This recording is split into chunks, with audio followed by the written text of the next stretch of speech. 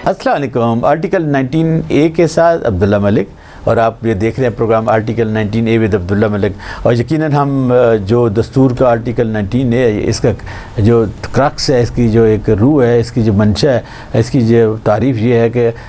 मालूमात तक रसाई आपका बुनियादी हक़ है जो आर्टिकल 19A हमें देता है, और इसी हक़ के तहत हम आप तक बहुत सारी मालूमात पहुँचाते हैं। यकीनन जब हम आइन की बात करते हैं, क्योंकि हम कहते हैं कि आइन जो है रियासत और शहरियों के दरमियान एक इमरानी मुआहदा है, और इस इमरानी मुआहदे में बहुत सारी चीज़ें लिखी हुई हैं। मैं ये कहता हूँ कि वो जो आइन बनाने वाले बड़ी जय्यद किस्म के पॉलिटिशियन थे, सीधे पॉलिटिशियन थे, और माशाल्लाह उनका विजन बहुत था, और फिर वो अपने मुल्क के लिए आगे बढ़े। एक मुतफ़िक़ा 1973 का आइन दिया, और आइन में तमाम चीज़ें बिलीव करें ज़िंदगी गुजारने के रख दी गई हैं। राइट टू मूवमेंट है, राइट टू लाइफ है, राइट टू प्रॉपर्टी है, उस पर भी आज बात करेंगे। Right to freedom of expression है, right to access to information है, राइट टू एजुकेशन है, राइट टू हेल्थ है। तो मैं कितनी नेमतों की बात करूँ, लेकिन बदकिस्मती की बात यह है कि हमारी सियासत की मैदान में सारी सियासी जमातों ने न सिर्फ जमहूरियत पर शब खून मारा है,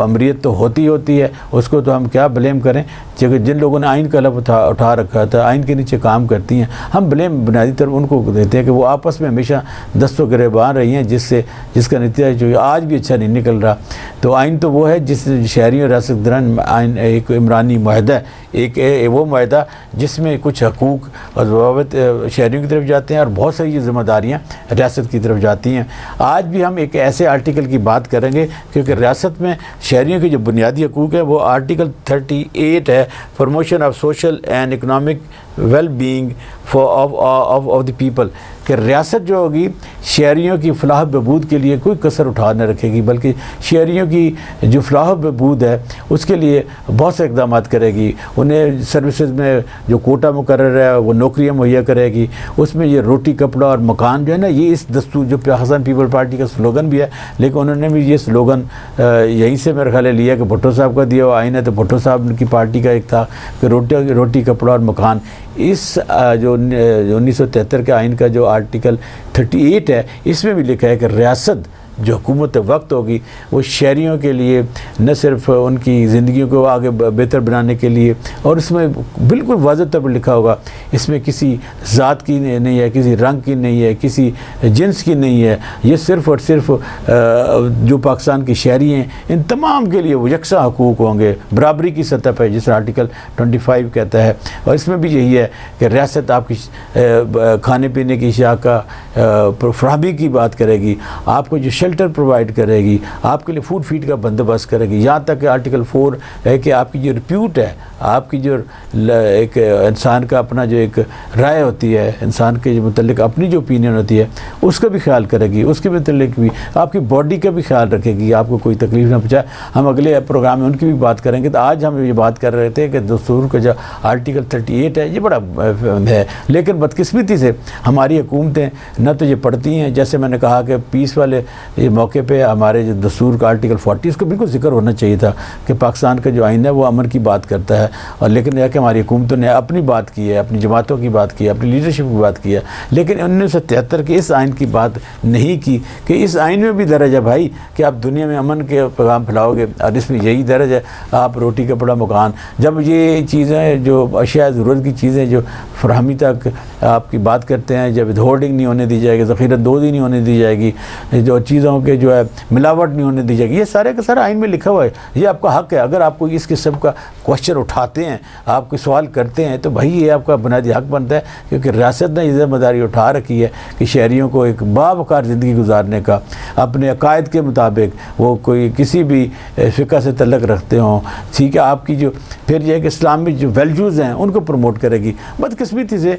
हमारे वो अहबाब जो दोस्त भाई जो इलेक्ट होके जाते हैं वो जाकर आइन का हलफ तो उठाते हैं, लेकिन आइन की जो शिकें हैं उनको भूल जाते हैं। तो मेरा ख्याल है कि हमने आज आपके सामने रोटी और कपड़ा का जो वादा है जो आइन भी देता उसका जिक्र किया, तो ये चीज़ें बड़ी अच्छी हैं। आइन को पढ़ते रहा करें, सवालात उठाया करें और रेज़ किया करें। हम तो अपोजिशन वालों से भी कहते हैं कि ये इस आइन को पढ़ लें, आधा काम आपका हो जाता है कि आप असम्बली के फ्लोर पर प्राइवेट मेंबर डे पर ये चीज़ें उठाएं कि इंसानी ज़िंदगियों में देखना फैमिली का बड़ा जिक्र है, फैमिली को प्रोटेक्ट किया जाता है, उस पर भी बात करेंगे कि आजकल घराने टूट रहे हैं, तो रियासत की जिम्मेदारी है कि वो घरौंदा या फैमिली बच्चे जो एक पूरे का पूरा कुंबा है, इसको सेव करना भी रियासत की ज़िम्मेदारी है। लेकिन क्या काम हो रहा है, क्या आपको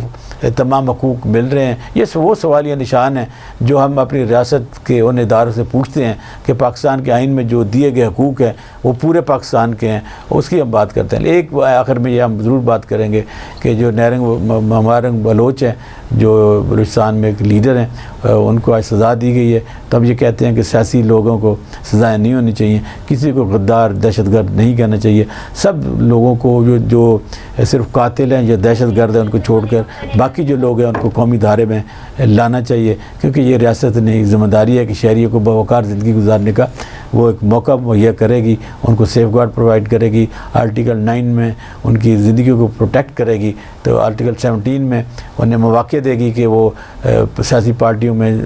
मेंबर बन सकें, सियासी पार्टियाँ बना सकें, सियासी इज्तिमा कर सकें। तो मेरा ख्याल है कि एक कानूनदान के तौर पर हम ये समझते हैं कि इतनी सज़ा नहीं होनी चाहिए, बल्कि एक डायलॉग होना चाहिए, और डायलॉग ही वो वाहिद रास्ता है, जैसा कि अब ईरान, अमेरिका और बाकी दुनिया के दरमियान हुआ है। बिलाखिर फतह अमन की हुई है। पाकिस्तान पाइंदाबाद।